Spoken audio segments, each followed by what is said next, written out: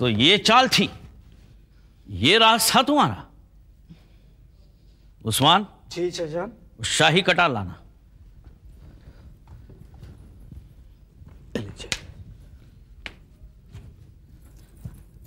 रहम कीजिए अब्बाजान, रहम कीजिए, रहम कीजिए अब्बाजान, गलती मेरी है। रहम?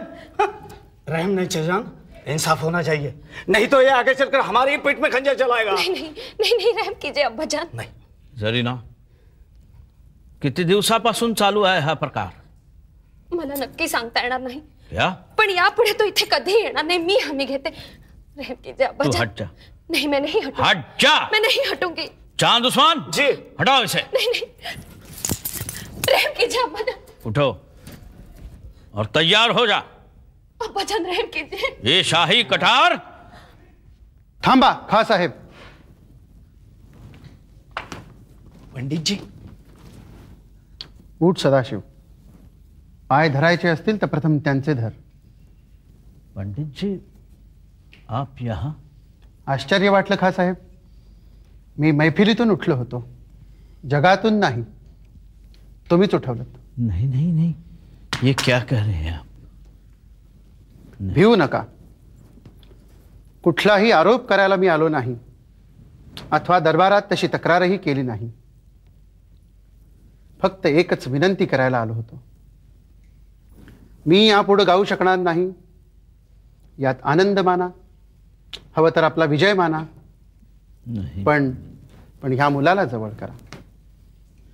ह्या हिऱ्याला पैलू पाडण्याचं कार्य आपणच करू शकता खा साहेब। नहीं पंडित जी, ते शक्य नहीं, हरगिज नहीं। जशी मुरलीधराची इच्छा। चल सदाशिव।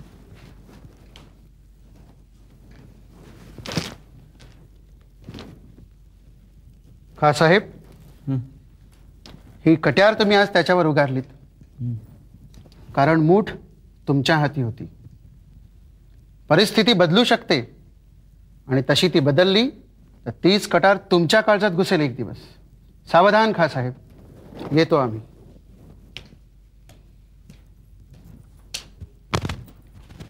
अब्बाजान, अब्बाजान, पंडित जी चले गए। पंडित जी, पंडित जी, पंडित जी।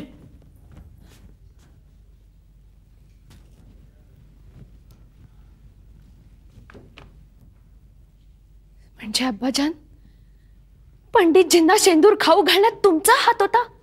नहीं बेटी। अम्मीना ते माहित होतं, तिने ते पाहिलं होतं, ती साक्षीदार होती।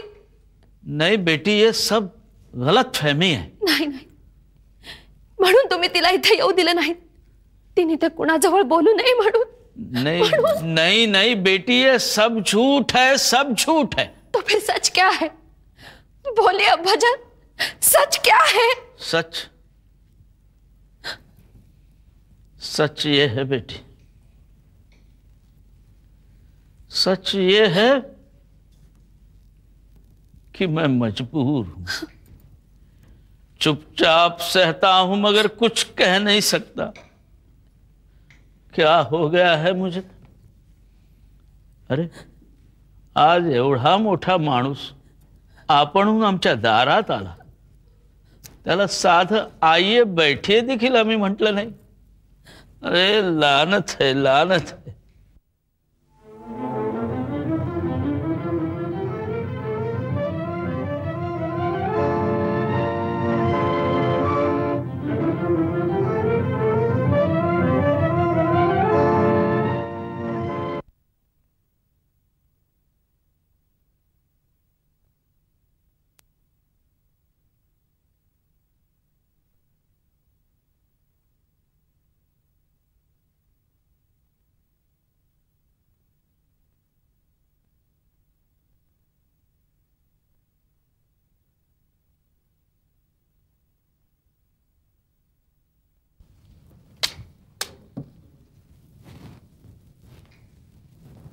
सदाशिव, उमा आली होती तुला न्यायला।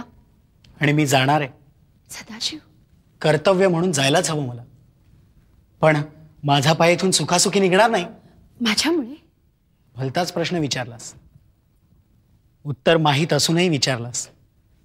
झरीना, मी इथे थांबलो ते तुझ्यामुळं, पण तुझ्यासाठी नाही. पण सदाशिव, माझ्या मनात.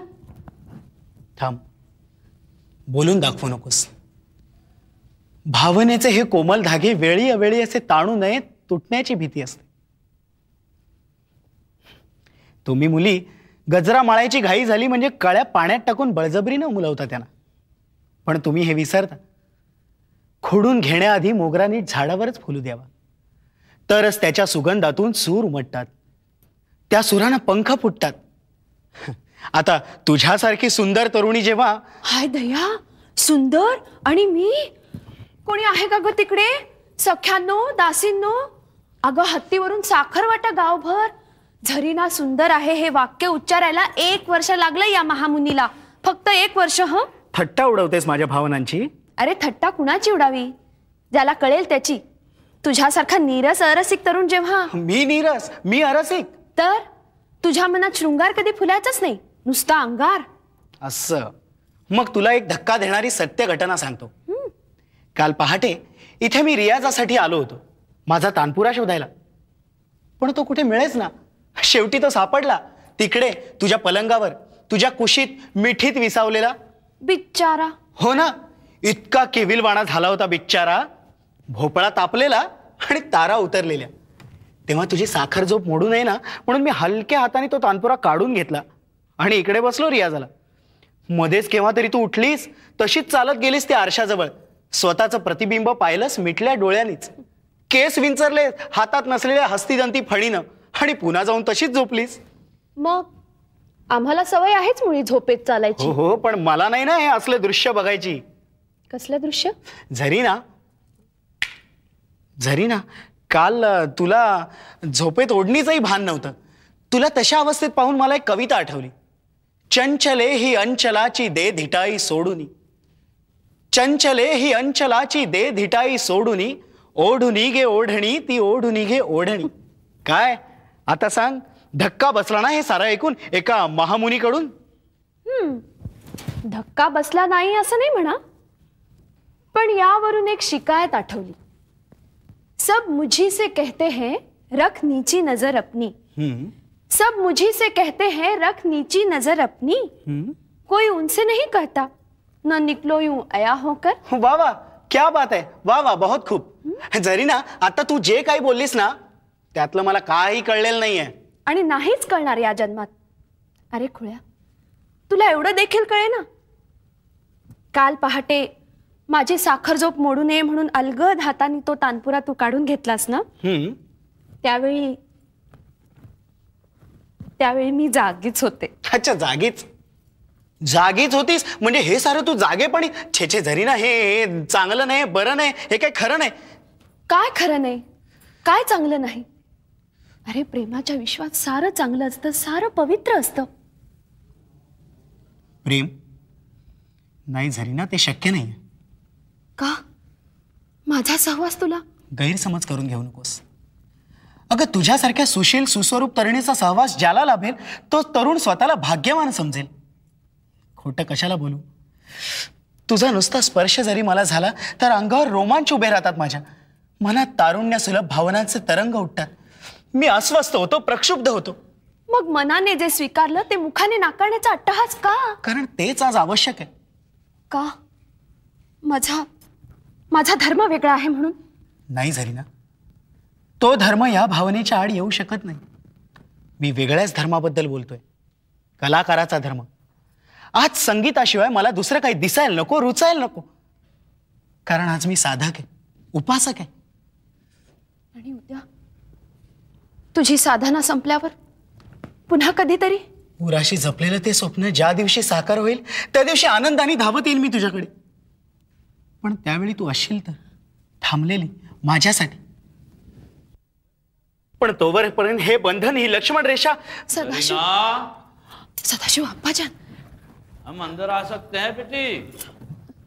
ठहरे अब्बाजान, मैं अभी आई.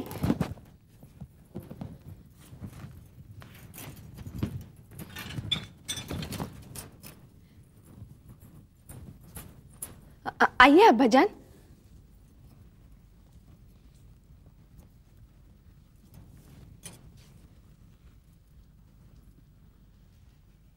ए, चलो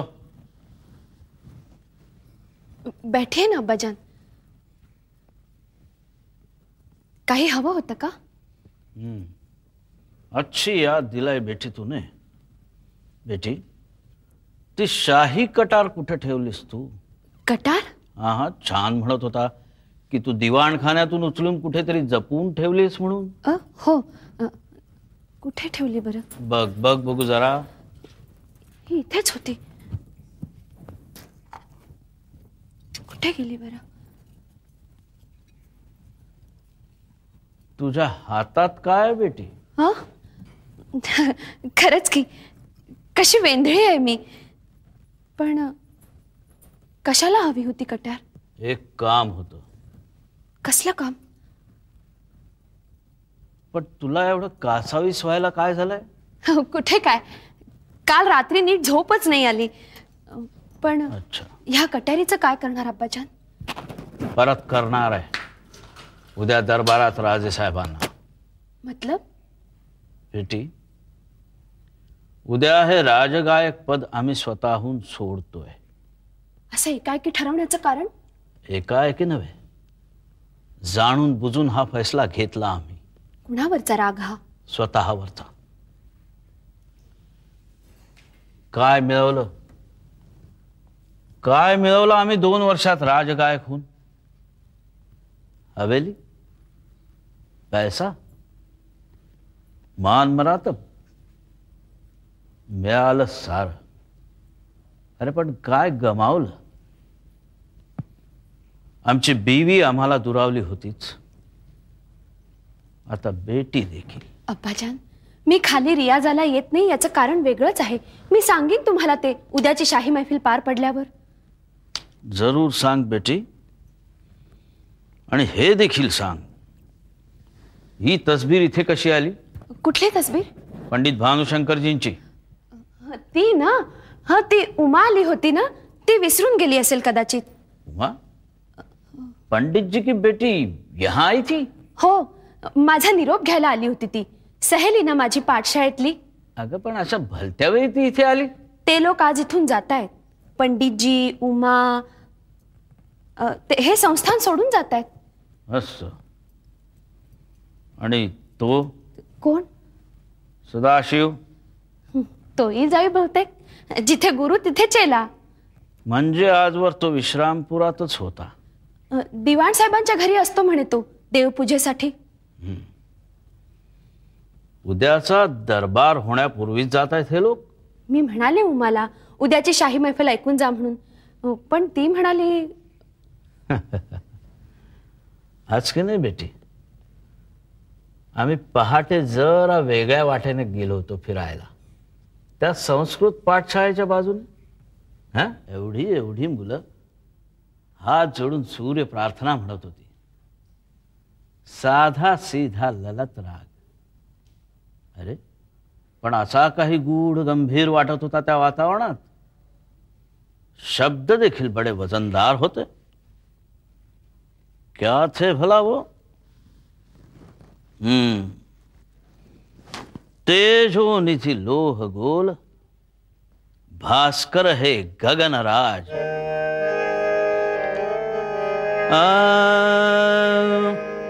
तेजो निधि लोह गोल, तेजो निधि लोह गोल, तेजो निधि लोह गोल, भास्कर है गगन राज, भास्कर है गगन राज. तेजो निधि लोह गोल, तेजो निधि लोह गोल, तेजो निधि लोह गोल.